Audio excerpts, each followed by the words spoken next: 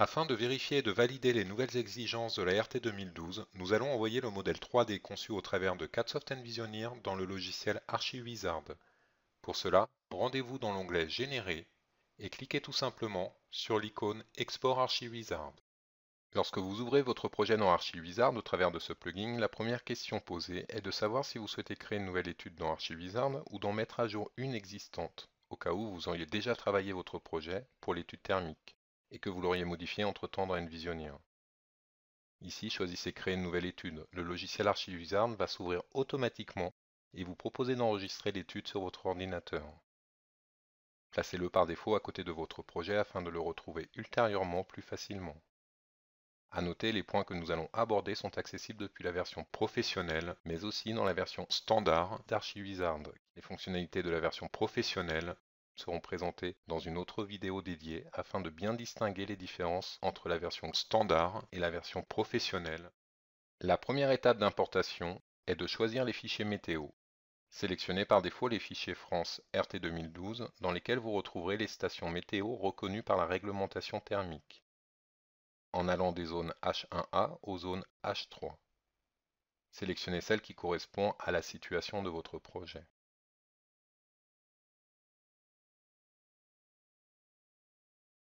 La seconde étape d'importation correspond au choix d'une configuration de bâtiment, et notamment un choix très important, l'usage du bâtiment.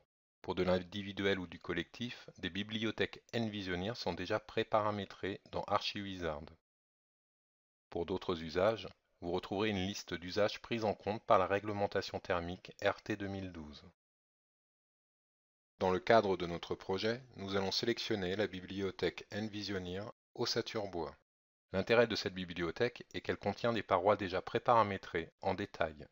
Il vous est bien entendu possible de créer vos propres bibliothèques de composition de parois, de les importer et de les conserver dans ArchiWizard pour gagner du temps dans vos études. La troisième étape va vous permettre de sélectionner directement depuis le modèle 3D que vous avez conçu dans Envisioneer les composants qui vous intéressent et d'ajuster le cas échéant leur nature. Les différents composants sont reconnus et regroupés par matière. Les éléments disposant d'un aspect vitrage seront reconnus comme du vitrage par exemple. Il vous est ainsi possible à cette étape d'isoler ou de regrouper des objets disposant de la même matière, comme ici les garde-corps et les balustrades, que vous pouvez passer dans le groupe Environnement par exemple. Ces éléments ne seront donc plus reconnus par ArchiWizard comme éléments faisant partie de l'analyse de l'étude. La quatrième étape correspond au choix d'une échelle. L'échelle d'importation étant celle de votre conception dans Envisioneer à l'échelle 1, vous n'avez donc rien à spécifier de plus ici. Cliquez sur OK pour ouvrir le projet dans la fenêtre de prévisualisation 3D d'ArchiWizard, à l'intérieur de laquelle vous pouvez naviguer autour du projet et vous positionner comme vous le souhaitez. Vous retrouverez au bas de l'écran un bandeau d'informations qui vous donne différentes informations sur le bâti. Parmi ces informations, vous retrouverez le pourcentage de vitrage selon chacune des expositions. Il est donc nécessaire de préciser l'orientation du bâtiment afin d'obtenir des pourcentages cohérents. Pour modifier l'orientation de votre bâtiment, positionnez-vous dans un premier temps en vue de dessus. Et dans les propriétés du bâtiment, accessible dans la petite maison située en haut à gauche, nous allons modifier l'orientation du bâtiment directement à la souris en choisissant un angle d'orientation par rapport au nord. Une fois cette opération réalisée, vous constaterez que l'ensemble des pourcentages d'exposition ont été mis à jour en temps réel, au travers du bandeau situé en bas de votre écran. D'autres bandeaux d'informations sont disponibles et vont vous aider à contrôler et à paramétrer en détail l'ensemble des points liés à la RT 2012 de votre projet. Dans le bandeau des définitions des besoins, vous retrouverez les besoins du projet sur 5 postes. Le besoin en chauffage, le besoin en climatisation, le besoin en éclairage, le besoin en eau chaude sanitaire et enfin le besoin en clim. À savoir, dans un premier temps, les 3 paramètres qui nous intéressent le plus sont les besoins en chauffage, le besoin en clim et le besoin en éclairage. Ces 3 éléments définissent directement le BBio au sens réglementaire. Pour affiner ces résultats, le premier paramétrage que nous allons utiliser touche directement la composition des volumes de votre bâtiment. au travers de la fonction mode pièce, vous allez indiquer au logiciel les pièces qui sont chauffées ou non chauffées. En passant votre souris sur votre bâtiment, Archivizard identifie automatiquement les volumes fermés. Par défaut, l'ensemble des volumes sont reconnus comme chauffés, participant à la chaîne, et disposant d'un besoin en éclairage. Modifiez les différents besoins par volume au travers des propriétés de la pièce situées dans la colonne de gauche. Pour les combles, le garage et le cellier, indiquez non chauffés et sans besoin en éclairage et ne participant pas à la chaîne si nécessaire.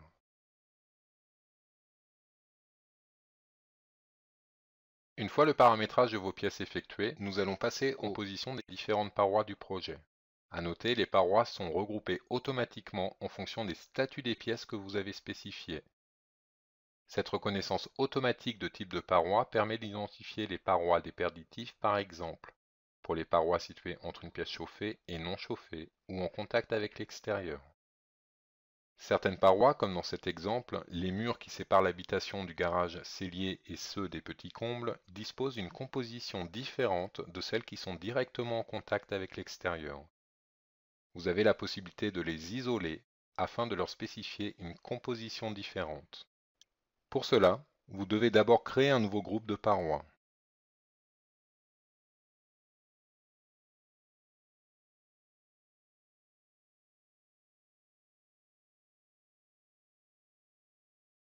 Sélectionnez ensuite à la souris les parois concernées pour les ajouter à votre nouveau groupe.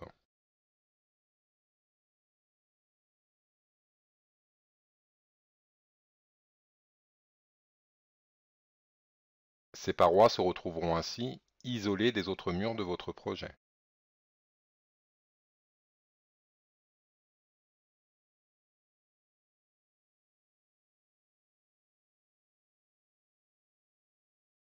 Vous allez donc pouvoir leur affecter une composition différente depuis les bibliothèques de murs et d'isolants, comme par exemple de murs simples ossature bois de structure de 45-120. Pour les affecter à votre groupe de murs, glissez simplement à la souris la composition choisie et déposez-la sur vos parois. Vous pouvez constater à gauche de l'écran les nouvelles propriétés affectées. Il est bien entendu possible de personnaliser ces compositions préparamétrées en ajoutant par exemple un isolant depuis votre catalogue. Sélectionnez-le tout simplement et glissez-le dans le schéma de la composition de votre paroi situé à gauche de votre écran.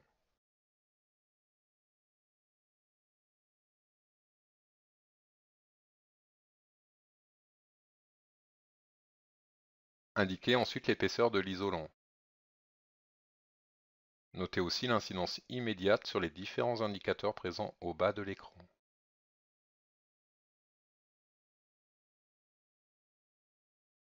Pour le groupe suivant, le logiciel reconnaît les cloisons intérieures avec des compositions par défaut qu'il n'est pas forcément nécessaire de modifier lorsqu'il s'agit de cloisons de type plaque hostile, par exemple.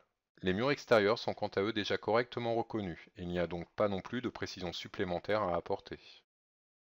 Les planchers bas au sol sont reconnus ici comme entrevous PSE.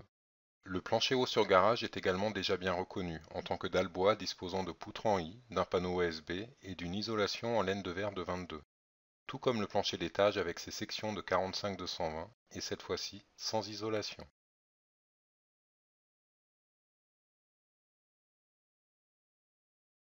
Nous retrouvons également les toitures déperditives avec leurs isolants ainsi que les toitures non chauffées. Si Archivizard vous donne la possibilité d'affecter des isolants par défaut et de modifier leurs épaisseurs,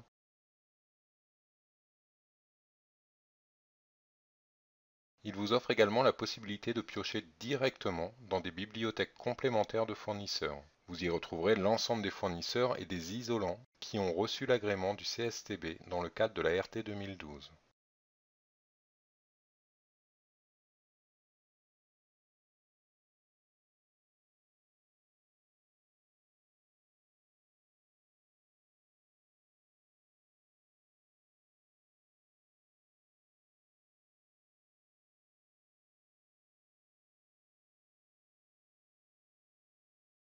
Autre point important à vérifier et à traiter, les baies. Pour les sélectionner, il vous suffit d'utiliser le mode de sélection Objet et en double-cliquant sur l'une d'entre elles, vous retrouverez à droite de l'écran le configurateur de baies. Par défaut, l'ensemble des menuiseries sont placées dans un seul et même groupe. Vous avez cependant la possibilité de créer de nouveaux groupes, comme un groupe de portes, isolé, un groupe pour les portes intérieures et un groupe pour les Velux. Pour affecter des ouvertures dans vos nouveaux groupes, sélectionnez le groupe à gauche de votre écran, puis cliquez tout simplement sur les menuiseries correspondantes pour les attribuer.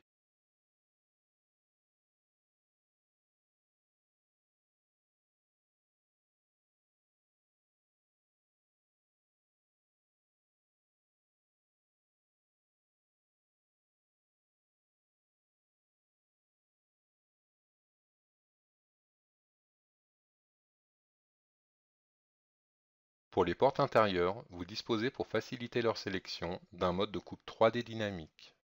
N'hésitez pas à utiliser la souris à l'extérieur du projet pour effectuer des rotations.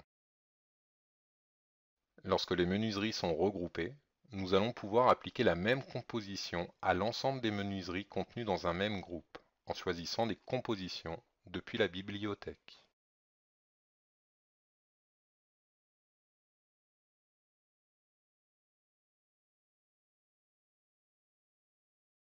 Pour les Velux, vous pouvez aussi sélectionner une composition depuis l'arborescence de la bibliothèque et la glisser tout simplement sur l'une des fenêtres de toit de votre projet.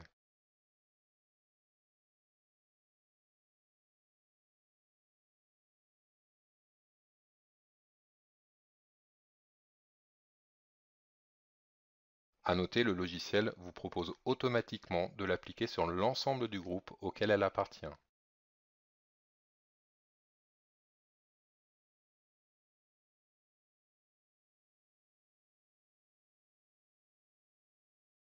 Parmi les compositions d'isolants modifiables liées aux menuiseries, vous allez retrouver 4 éléments qui vont définir les caractéristiques physiques de chacune de vos ouvertures.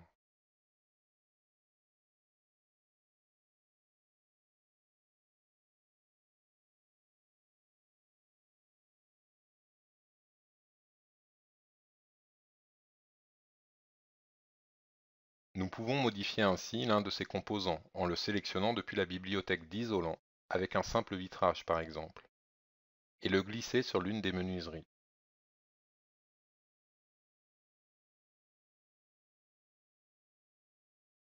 L'incidence est immédiate sur les indicateurs situés au bas de l'écran. Le besoin en chauffage a ici quasiment doublé.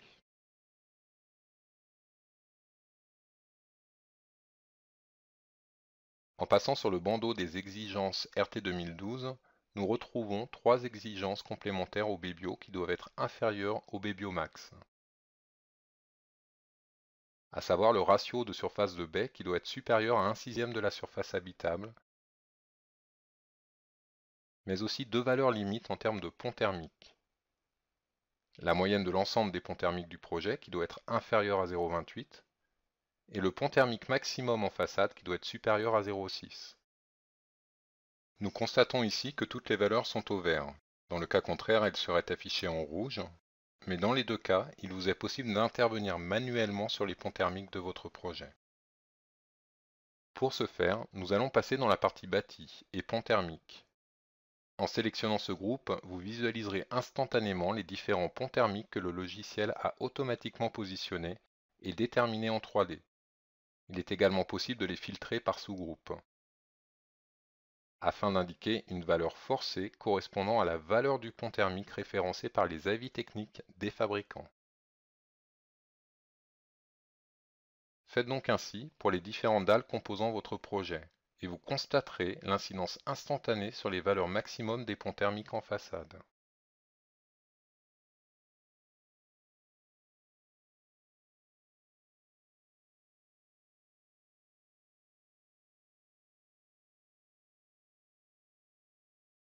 Une fois l'ensemble de ces caractéristiques thermiques renseignées, vous disposez d'un autre bandeau au bas de l'écran, celui de l'estimation du Bebio afin de procéder à un calcul de la version standard. Pour rappel, le calcul final et l'exploitation du Bebio est accessible depuis la version professionnelle d'ArchiWizard. Pour lancer le calcul d'estimation, cliquez sur le bouton de calcul situé en bas à gauche du logiciel. Le calcul vous indique la valeur de Bebio max qui est de 72 dans cet exemple, et une estimation du Bebio située quant à elle entre -10 et le Bebio max.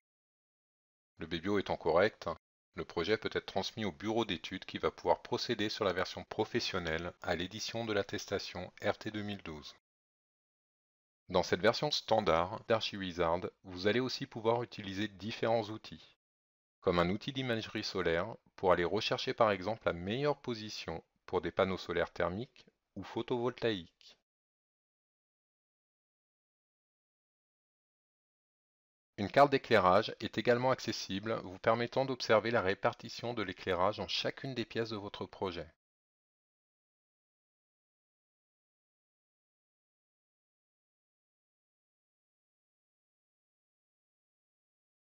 Des informations précises sont données et visualisables sur le déplacement de votre souris. Vous obtiendrez ainsi des valeurs en lux précises pour une date et une heure donnée. Toutes ces informations sont automatiquement classées dans des tableaux de synthèse. Ce tableau est consultable dans la version standard d'ArchiWizard, mais les rapports détaillés de ces résultats sont imprimables uniquement depuis la version professionnelle